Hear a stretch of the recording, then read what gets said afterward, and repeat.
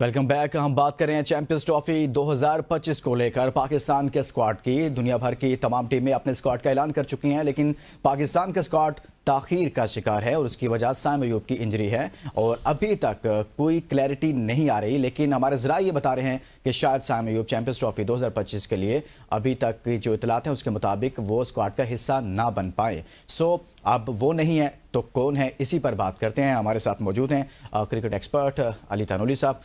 अच्छा, आप समझते हैं कि साइम नहीं है, फॉर एग्जांपल अल्लाह करे कि वो टीम का हिस्सा हो, हमारी सबकी ये ख्वाहिश है, लेकिन अगर वो नहीं होते तो फिर फ़खर जमान की तो वापसी कन्फर्म है। बिल्कुल। फ़खर के आने से जो हमारा ओपनिंग का मसला था वो हल हो जाएगा साइम की गैर मौजूदगी में। अगर तो साइम क्लियर हो जाते हैं तो हमारे लिए बहुत इम्पैक्ट होता है। और हमारा जैसे आपने देखा है कि हमने लास्ट जो सीरीज़ हैं ऑस्ट्रेलिया के साथ ओडीआई सीरीज़ और उसके बाद साउथ अफ्रीकन सीरीज़ जो है वो हमने ओडीआई सीरीज़ जीती और बड़े इम्पैक्ट के साथ जीती, जबकि वो उनकी दोनों टॉप क्लास टीम्स हमारे अगेंस्ट खेल रही थी और हमने वहाँ पे बेहतर परफॉर्म किया।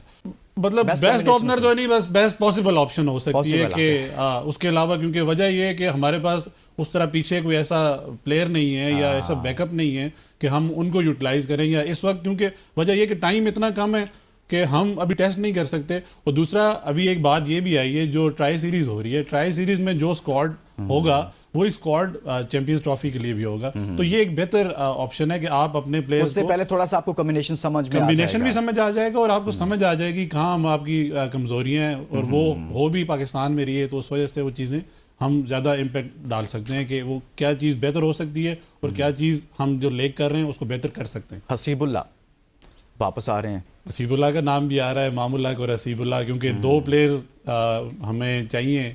नहीं, हसीबुल्लाह की जगह बनती है टीम में, स्क्वाड में।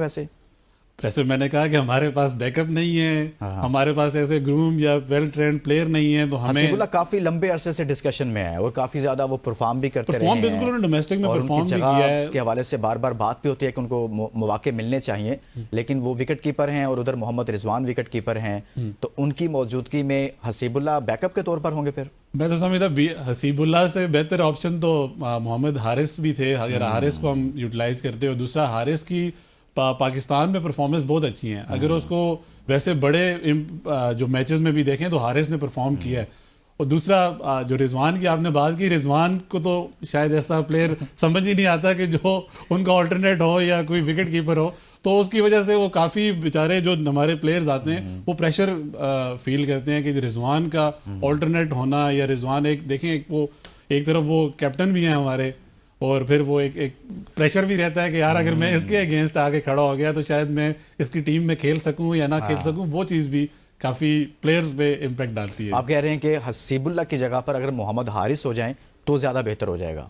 हारिस की तेज खेलते हैं, तेज खेलने वाले प्लेयर्स भी आपको चाहिए। बिल्कुल, हम में खेल रहे हैं, 300 रन तो बनने चाहिए ना। बिल्कुल बनने चाहिए। स्लो विकेट है हारिस, क्योंकि ऐसा प्लेयर है कि वो डरता नहीं है और खुल के खेलता है। हमें आप देखें, हम ऑफ होकर खेलने वाले प्लेयर्स चाहिए। बहुत शुक्रिया। हमें सिर्फ पावर प्लेयर्स साहब, हमें पावर हिटर्स भी चाहिए और एक अच्छे कॉम्बिनेशन के साथ वो चैंपियंस ट्रॉफी में उतरना चाहिए। हमने बात की चैंपियंस ट्रॉफी की तैयारियों और स्क्वाड पर कुछ बड़े सरप्राइज सामने आ रहे हैं। इसके साथ इजाजत दीजिए और अपना बहुत सारा ख्याल रखिए। अल्लाह हाफिज।